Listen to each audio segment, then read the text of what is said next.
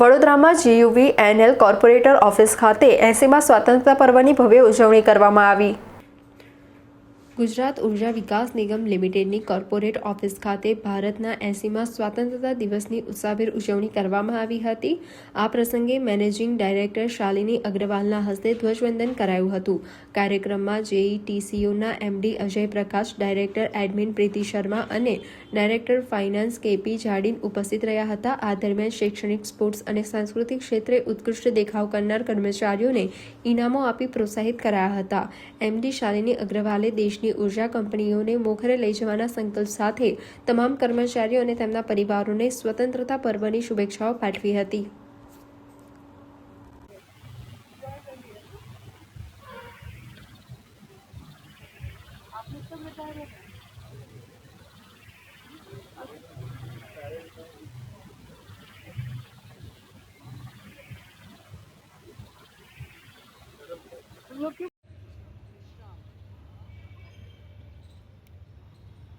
जय श्रीमान।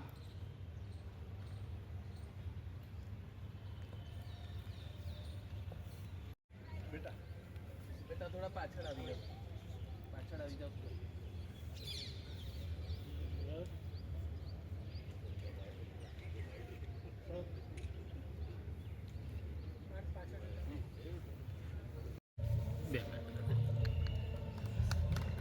Then we have Ms. Girija Dave, CFM GUVNL, for securing 4 ઉભરી રહ્યું છે અને ટોપ 5 અર્થતંત્રમાં ભારતનો સમાવેશ થાય છે।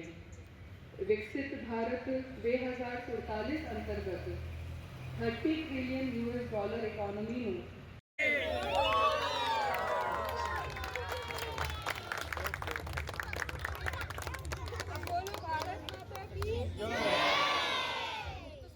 एक बार जोर से भारत माता।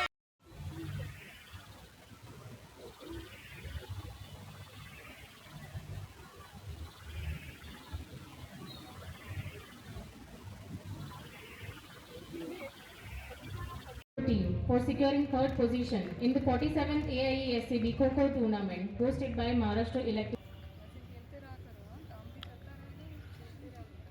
on chip design from the IIT Palakkad.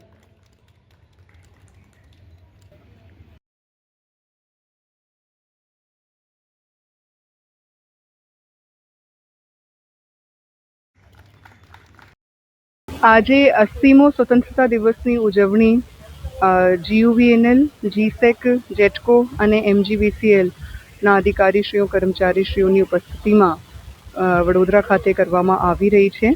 આપના થકી હું સૌથી પહેલાં બધાને જ સ્વતંત્રતા દિવસની ખૂબ ખૂબ હાર્દિક શુભકામનાઓ અને શુભેચ્છાઓ પાઠવું છું।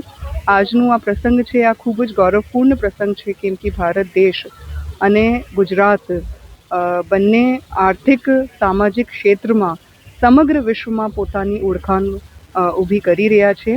વિકસિત ભારત 2047ના સંકલ્પ સાથે વિકસિત ગુજરાત 2047ના સંકલ્પને સાકાર કરવા માટે ઉર્જા ક્ષેત્ર પણ ખૂબ જ આગળથી નવી ટેકનોલોજીના સાથે વધી રહ્યું છે અને આવનાર વર્ષોમાં રિન્યુએબલ એનર્જી હોય કે બેટરી એનર્જી સ્ટોરેજ હોય કે ન્યુક્લિયર પાવર હોય, ટ્રેડિશનલ, કન્વેન્શનલ તમામ માધ્યમોથી એક રોબસ્ટ ગ્રીડ અને ઇન્ફ્રાસ્ટ્રક્ચર સાથે કન્ઝ્યુમર્સને ધ્યાને લઈને એમના માટે સ્માર્ટ ગવર્નન્સ સાથે ઉર્જા ક્ષેત્ર, ગુજરાતનું જે ઉર્જા ક્ષેત્ર છે એ પોતાની ઓળખાણ એવી રીતે જ જાળવી રાખશે સમગ્ર ભારત દેશમાં અને વિશ્વમાં।